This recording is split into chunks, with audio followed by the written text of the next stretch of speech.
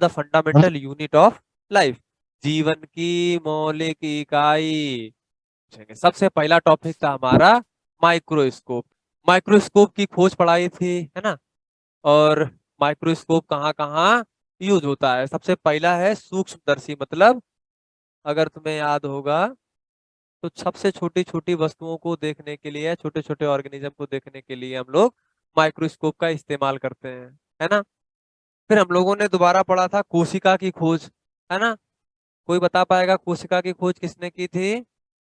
Sir Robert Hooke ने। हाँ, very good, Robert Hooke ने की थी।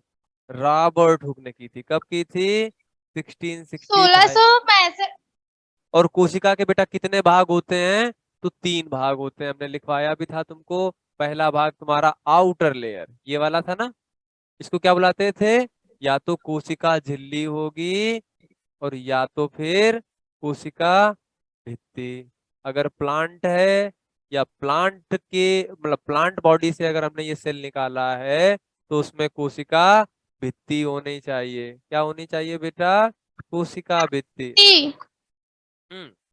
और अगर एनिमल बॉडी है, मतलब जो है, अगर हमने इस वाली बॉडी से सेल निकाला है, इसका मतलब ये है कि इसमें क्या पाई जाएगी? कोशिका झिल्ली, है ना। और अगर हमने इस वाली बॉडी से निकाला है, ये क्या है बेटा? तब क्या होगा बेटा? कोशिका भित्ति, अर्थात पेड़ की बॉडी से निकाल रहे हैं, है ना। और इसके बाद था तुम्हारा अंदर न्यूक्लियस पाया जाता, अर्थात केंद्रक, है ना। और यहाँ पर कोशिका द्रव्य। तो कितनी चीजें होंगे बेटा? कोशिका झिल्ली, या फिर कोशिका भित्ति। और दूसरा था तुम्हारा, इसके जैसे ही एंटर करेंगे, इस सेल को पेनिट्रेट करने के बाद हम जैसे ही इसके अंदर एंट्री मारेंगे, यहाँ पर हमको कुछ लिक्विड वाला पोर्शन दिखाई देगा। और वो लिक्विड वाला पोर्शन क्या है बेटा? कोशिका द्रव्य। ये जो बीच वाला पोर्शन था, ये क्या था? कोशिका केंद्रक। ये 3 चीजें मुख्य थी, है ना। जिसमें से सबसे पहले हम लोगों ने कोशिका झिल्ली पढ़ी थी, है ना। कोशिका झिल्ली में हम लोगों ने एक प्रक्रिया थी, ऑस्मोसिस की प्रक्रिया। ऑस्मोसिस इज द परासरण की प्रक्रिया, है ना। कोशिका कितने प्रकार की हुआ करती थी? तो कोशिका 2 प्रकार की हुआ करती थी, एक तुम्हारी प्रोकैरियोटिक और दूसरी यूकैरियोटिक। प्रोकैरियोटिक में केंद्रक नहीं पाया जाता, ऐसी कोशिकाएं जिनमें केंद्रक नहीं पाया जाएगा। और यूकैरियोटिक में क्या था? केंद्रक पाया जाएगा। बस इतना ही सा था, है ना। फिर हम लोगों ने कोशिका का संरचनात्मक संगठन देखा था। संरचनात्मक संगठन में हम लोगों ने बात की थी, सबसे पहले कोशिका झिल्ली पड़ी थी, है ना। ये तुम्हारी कोशिका झिल्ली थी। फिर हमने ये वाला पोर्शन इसको काट लिया था। काटने के बाद इतना पोर्शन हमने माइक्रोस्कोप में लगाया। फिर हमको ये पोर्शन इतना भारी दिखाई दे रहा था, इतना बड़ा सा। तो हमने बताया था एक लेयर ऊपर पाई जाती है, फिर एक लेयर बीच में पाई जाती है ना। और एक लेयर सबसे नीचे पाई जाती है। ऊपर वाली जो 2 लेयर होती है वो किसकी बनी होती है, और जो बीच वाली लेयर होती है वो किसकी बनी होती है? ये इसमें दोहरा लेयर होता था, मतलब दोहरी क्या, 3 लेयर होती थी। एक एक ये वाली हुआ करती थी, और एक नीचे वाली थी, ये दोनों सेम हुआ करती थी। और बीच वाली लेयर थोड़ी सी डिफरेंट टाइप की थी, है ना बेटा। तो जो ये वाली लेयर थी वो कैसी थी? इसकी बनी थी, भूल गए, प्रोटीन की और कार्बोहाइड्रेट्स की बनी हुआ करती थी। फिर हम लोगों ने देखे थे कोशिका के कार्य, कोशिका के काम क्या क्या थे। तो कोशिका सेल को एक निश्चित आकार देती थी, और कोशिका का आकार ही डिसाइड करता है कि तुम्हारी बॉडी का आकार कैसा होगा, है ना। डेवलपमेंटल बायोलॉजी के अनुसार जब तुम बहुत छोटे थे, कहने का मतलब कि जब तुम्हारी बॉडी का सिर्फ एक सेल बना था, ठीक है, वहां से तुम्हारी शुरुआत हुई। उस सेल ने ही तुम्हारा डिसाइड किया कि तुम्हारी बॉडी का आकार कैसा होगा, है ना। फिर हम लोगों ने देखा था विसरण। विसरण की प्रक्रिया क्या हुआ करती थी? अगर कंसंट्रेशन, सेल का कंसंट्रेशन डिसाइड करता था कि पानी को अंदर लेना है या पानी को बाहर निकालना है। हमने किशमिश का एग्जाम्पल दिया था कि रात में अगर किशमिश को हम क्या करते हैं, पानी में डाल करके रख देते हैं, तो रात भर में किशमिश फूल करके बड़ी हो जाती है ना। ये तुम्हारा परासरण का एग्जाम्पल था। और इसके बाद हम लोग पढ़ रहे थे कोशिका द्रव्य। साइटोप्लाज्म में हमने कई सारे ऑर्गेनेल्स देखे थे। जो तुम्हारा कोशिका द्रव्य है बेटा, इसमें बहुत सारे ऑर्गेनेल्स देखे थे, जैसे कि हम लोगों ने देखा था इसमें माइटोकॉन्ड्रिया पाया जाता है, गोल्जी बॉडीज पाई जाती हैं, लाइसोसोम पाए जाते हैं, है ना। तो कोशिका द्रव में कौन कौन से ऑर्गेनेल्स कौन कौन से कोशिकांग पाए जाते हैं, उनके बारे में छोटा सा एक डिस्क्रिप्टिव आइडिया ले लेते हैं।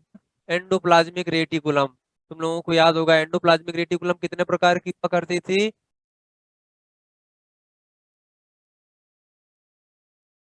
दो प्रकार की, एक स्मूथ एंडोप्लाज्मिक रेटिकुलम और दूसरी rough endoplasmic reticulum.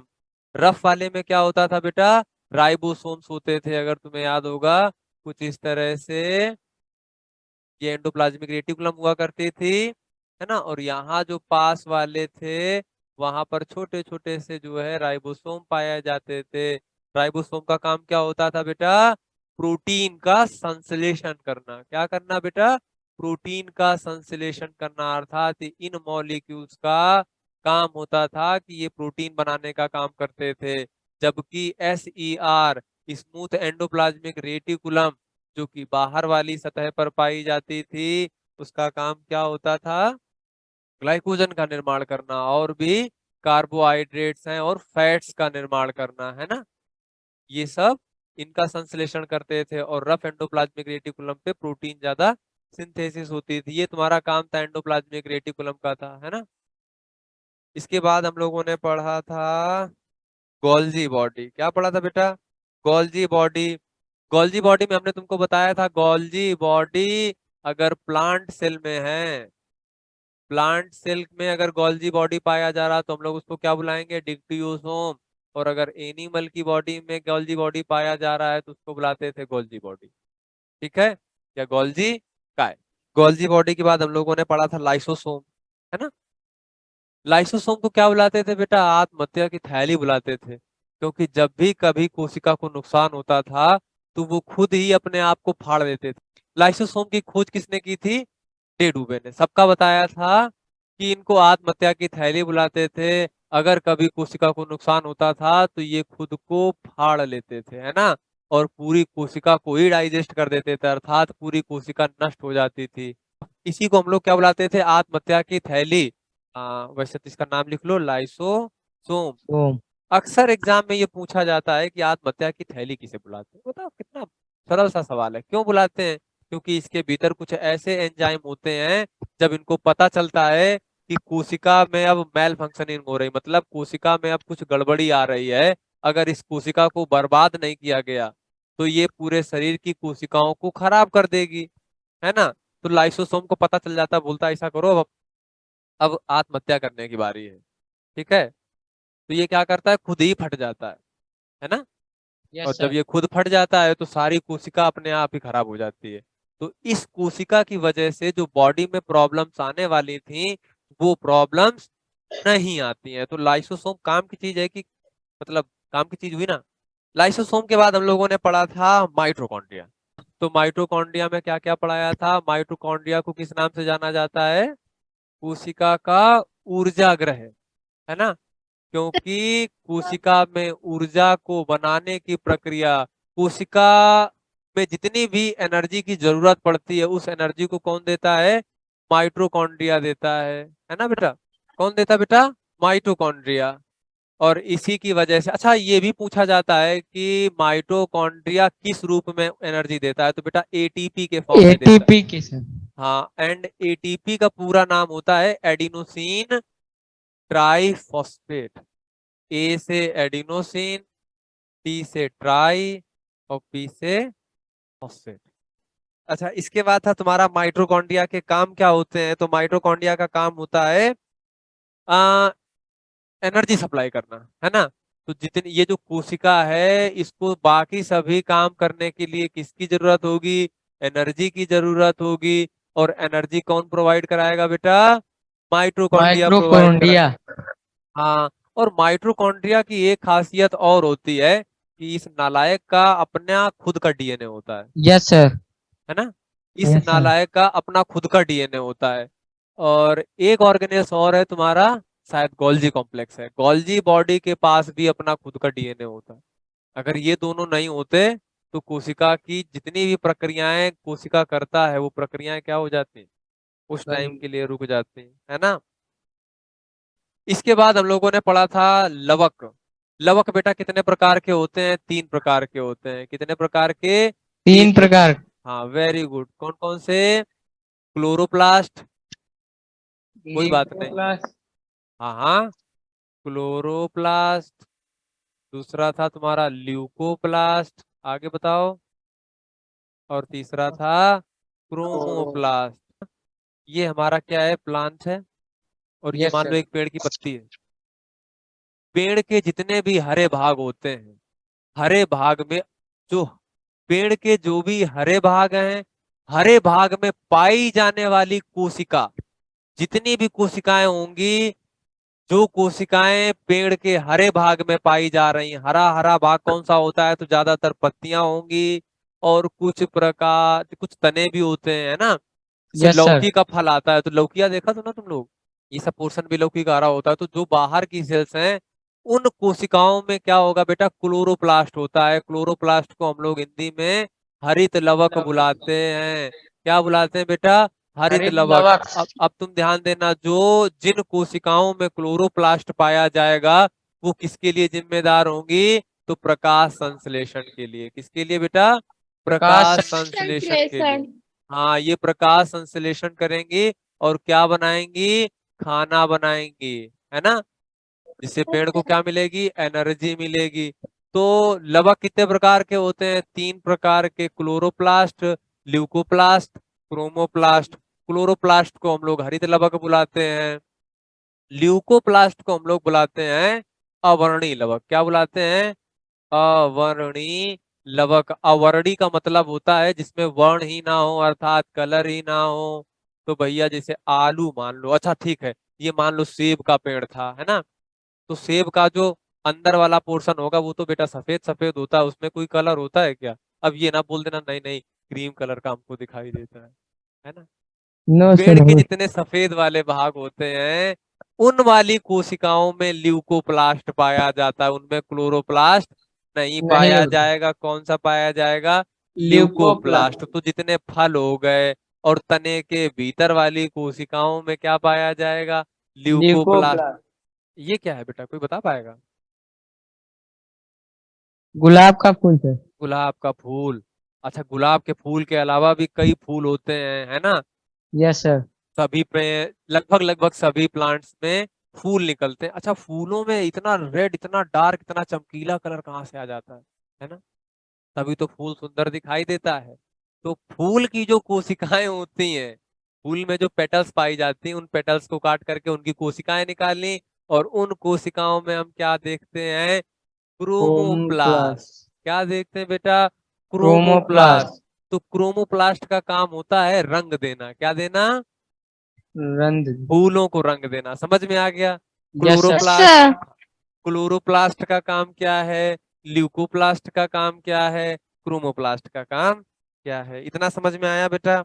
Yes sir. Sir. अच्छा, कोई ये पूछेगा कि लवक कितने प्रकार के होते हैं, तुरंत बता दोगे, कितने यस प्रकार के सर। बेटा, 3 प्रकार। 3 प्रकार के। बहुत सुंदर जवाब। ठीक है। हाँ, एक बच्चे ने लिखा भी है क्रोमोप्लास्ट, यस सर, रोज का क्रोमोप्लास्ट होगा, बहुत सुंदर जवाब। ठीक यस है। सर। अभी हम लोग आगे चलते हैं थोड़ा सा। इसके बाद हम लोगों ने पढ़ा था वैक्यूल, अर्थात रिक्तिका या फिर रसधानी, है ना। रसधानी का काम क्या होता था, देखो बेटा, ये तुम्हारी कोशिका है, कोशिका में एक, ये तुम्हारा केंद्रक हो गया, बाकी में पानी भरा है, कुछ यस जगह सर। खाली स्थान होता है, उसी को हम लोग बोलते हैं रिक्त स्थान। खाली जगह को क्या बोलते हैं, रिक्त। रिक्त स्थान। हाँ, पुराने जब हम छोटे थे तो उसमें लिख के आता था रिक्त स्थान भरिए। रिक्त स्थान का मतलब होता था खाली जगह, है ना। तो रिक्त, इसीलिए हम लोगों ने क्या बुला दिया उसको, रिक्तिका। क्या बुला दिया बेटा, टिक टिकटा। हाँ, और रिक्तिका को ही रसधानी बुलाते हैं। किसी को कोई डाउट इसमें, दी ने पढ़ा दिया नो होगा, समझ में आ सर। गया, पक्का समझ में आ गया। ठीक है, तो हम इसको यस छुएंगे सर। नहीं, टच नहीं करते हैं। अब इसके बाद हम लोग सबसे अंदर वाले पोर्शन पे चले जाते हैं, जिसको हम लोग क्या बुलाते हैं, केंद्रक। क्या बुलाते हैं, केंद्रक। जैसे तुम्हारी बॉडी में सिर होता है ना। और सिर यस क्या सर। करता है, सिर के भीतर जो तुम्हारा दिमाग है, ठीक है, वो पूरी बॉडी को कंट्रोल करता है। अगर तुम्हारे सिर को तुम्हारी बॉडी से अलग कर दिया जाए तो तुम्हारी बॉडी को पता ही नहीं चलेगा कि क्या काम करना है ना। Yes sir.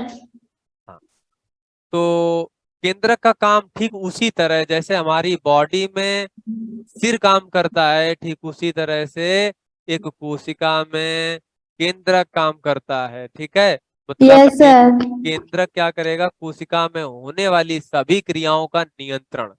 ठीक है बेटा, तो यस एक सर। तो नियंत्रण कौन करेगा बेटा, केंद्रक करेगा, है ना। इस केंद्रक को हमने उठा करके बाहर कर दिया। चलो आ जाओ भाई साहब बाहर तुम। चलो ठीक, ये केंद्रक था। अब हमने क्या करना है, इस केंद्रक को बाहर निकाल दिया। अब इसको ये कुछ इस तरह से दिखाई दे रहा है ना। केंद्रक की जो बाहर वाली दीवार होगी उसको क्या बुलाएंगे, केंद्रक के जो अंदर पानी भरा होगा उसको क्या बुलाएंगे, और केंद्रक के भीतर भी एक छोटा सा केंद्रक होता है जिसको हम लोग क्या बुलाएंगे, सर पढ़ाया जरूर। केंद्र कला। केंद्रक की दीवार को क्या बुलाएंगे, केंद्रक केंद्र। कला। जैसे कोशिका की दीवार को हम लोग क्या बुला रहे थे, कोशिका कला, है ना। Yes sir. ऐसे ही केंद्रक की दीवार को क्या बुलाएंगे, केंद्रक केंद्र कला। कला। केंद्रक के अंदर क्या भरे होंगे, इसको क्या बुलाएंगे बेटा, कोशिका केंद्रक द्रव्य। द्रव्य। बोलो बोलो, क्या बुलाएंगे बेटा, कोशिका केंद्रक, द्रव। नहीं नहीं, इसको केंद्रक द्रव्य बुलाएंगे केंद्रक बेटा। द्रव, यस। क्योंकि केंद्र ये द्रव।